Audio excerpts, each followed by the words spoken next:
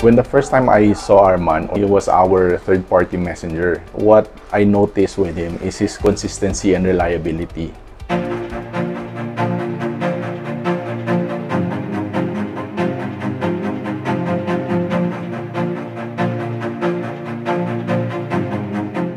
Ako si Arman Palmes, GSE mechanic for 8 years.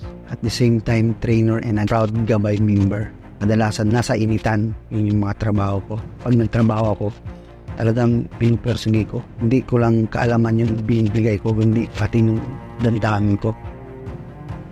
Ako na simula dun sa pinakamababa na posisyon. Ang baon ko yung tanging masipag, learner, tsaka pasisyoso. Masipag. Kahit kunti lang yung alam ko, masipag akong pumasok. Makikilahok or nagtatanong, madali akong makuha. At the same time, madali din akong matuto. When he was doing the managerial job, he was getting some hours for certifications, training. So parang he's continuously learning on his off days. I admire what he's doing. He's learning on top of what he's doing now. May pangarap yung tao. He started as a loader and then he joined as a mechanic. So, yung discipline na yun is always learning, you know, exploring this technical skills, you know, maintenance. And I think recently he initiated to get the train the trainer certification. So, he is now not also a mechanic but he is also a GSE equipment operator trainer. Dumating ako dyan sa GSE bilang isang mekaniko. Hindi ko paggamay lahat yan. So, kung sipagan ka talaga, sipag akong nagbasa ng manual, sipag akong tatanong-tanong, and then doon sa mga training, sumali ako doon. Kung anong yung role ko, ginagampanan ko. Kung merong ino-offer ang kumpanya na nakakabubuti, sumali ako, pinursingit ko, na makukuha ko. Not just because na nandun lang ako. Gusto ko pang mapalawak ang pagserbisyo ko dito sa kumpanyang ito. Actually, he's one of the many heroes within the GSE. Siguro ang number one quality ni Arman is that he is passionate of helping others in terms of extending his working duty hours kapag merong emergency situation yung colleagues niya. I remember when there was a weather disturbance here, si Arman yung isa sa mga nag-respond. He had his early duty during that day para lang matulungan yung group.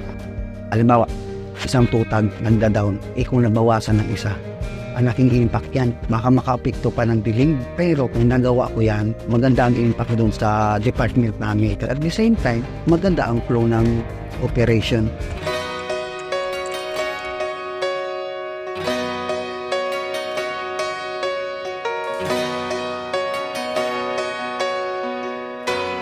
I'm very happy that I also hear positive feedback, you know, from his colleagues in being a mechanic for Cebu Pacific. So I think what makes him stand out is his strive for continuous improvement. I think that's what we can learn from him. Kasi where we are right now, we may be happy, but you know, parang sa kanya is, hindi, meron pa. I can still go somewhere else. There's things I still want to do and I can do it. So yung natutunan ko dito, pwede ko rin i-adapt. Ipapakita ko rin sa labas. So yung pagiging hero, dala-dala ko.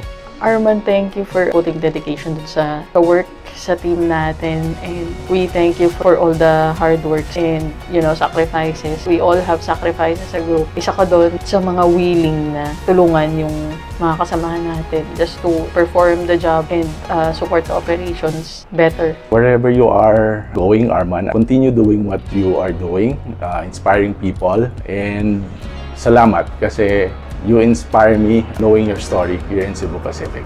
Actually, hindi ko nasahang manalo. Ang daming istorya. Mahalin ang kumpanya. Magsipag ka at the same time babalik sa iyo yan. Kung mayroong pagkakataon na lumaho ka ng mga adikain ng kumpanya, makiisa ka, makilawak ka.